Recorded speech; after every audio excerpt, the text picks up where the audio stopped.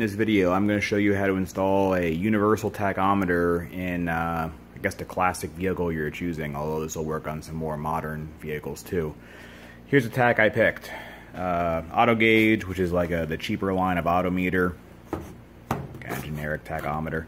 I just picked this because it matched the font of the gauges, and this is going in my 78 GMC pickup with the 454. But no matter what you're putting it in, for the most part, the installation is pretty similar. Okay, here's what came with this. Obviously, it's tach. This one's plastic. It was a cheaper one. I think this was like $50 or $60. You can get them for like $20 or $30, but this is a little step beyond that. Like I said, I was picky about how the gauge looked, so that's what I was looking for. And usually they will have the wires attached to them, or sometimes they'll unplug. Depends who makes it. It came with a mounting bracket, instructions which are vacuum sealed for their protection, and some miscellaneous hardware. So the first thing you have to do is figure out where you're going to mount this thing. Okay, here's where I mounted mine. It's right screwed in the side of the steering column there.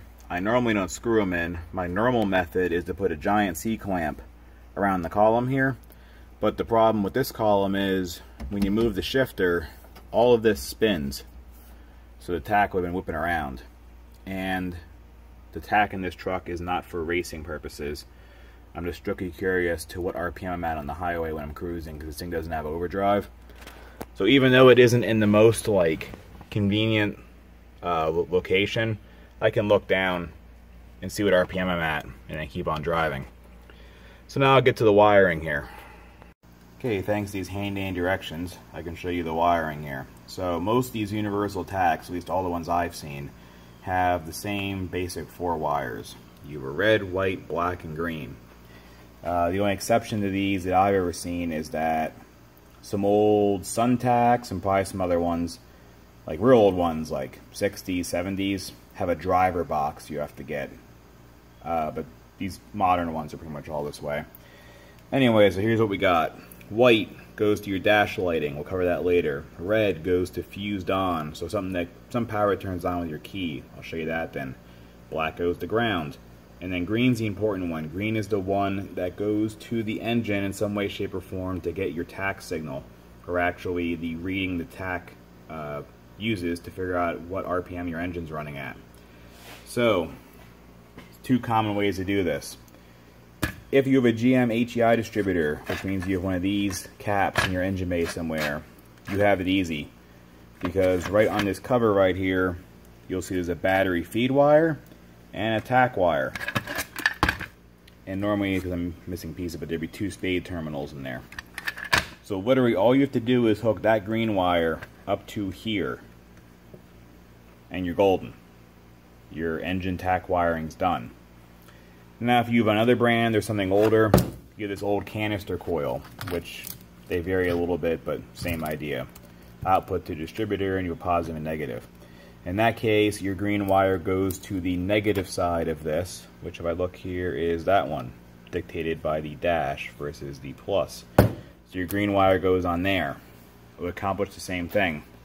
Now if you have an MSD box, or some other kind of spark discharge box. I can't speak for other brands because I've only used MSD. But as it shows here in the old directions, there's a plug you go into on the actual box, and that feeds it. The reason for that is that the MSD, as its name implies, is multiple spark discharge. It will actually fire multiple times. It'll throw your tach signal all off. So that'll actually give you a good tach signal. Other weirdness is if you start getting into newer vehicles with fuel injection and coil packs, you'll normally need some kind of tach adapter, or you can feed it off of a wire on the ECM that varies by vehicle drastically. But for most classic cars, you're going to be hovering between these 2 options. Well, I just finished my wiring. It's hard to see, but I ran a longer green wire to the distributor cap where I showed you off the car. And then the rest is inside. So here's the inside wiring. Excuse the rat's nest, but most of it was here when I got the truck.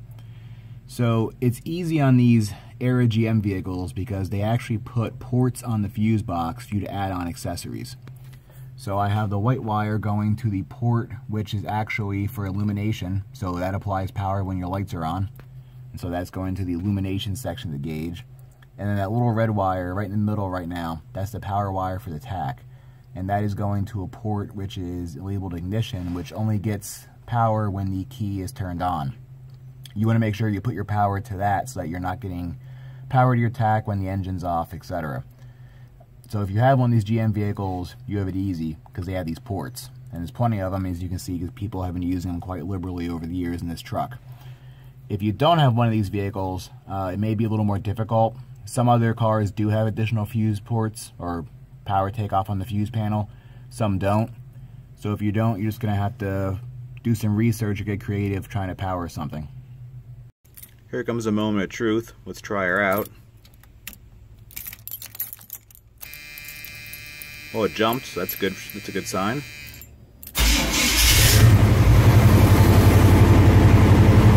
There we go.